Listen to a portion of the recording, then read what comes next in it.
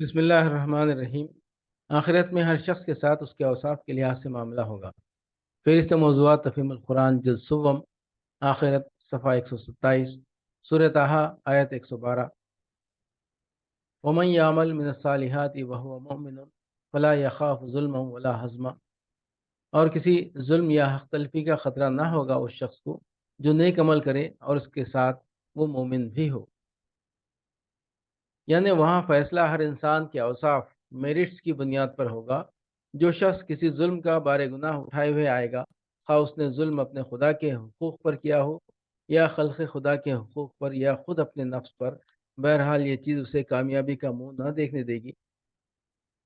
دوسری طرف جو لوگ ایمان اور عمل صالح، محض عمل صالح نہیں بلکہ ایمان کے ساتھ عمل صالح، اور محض ایمان بھی نہیں بلکہ عمل صالح کے ساتھ ایمان لیے ہوئے آئیں گے، ان کے لیے وہاں نہ تو اس امر کا کوئی اندیشہ ہے کہ ان پر ظلم ہوگا، یوں ہی خواہ بے قصور ان کو سزا دی جائے گی، اور نہ اسی امر کا کوئی خطرہ ہے کہ ان کے کیے کرائے پر پانی پھیر دیا جائے گا اور ان کے جائز حقوق مار کھائے جائیں گے۔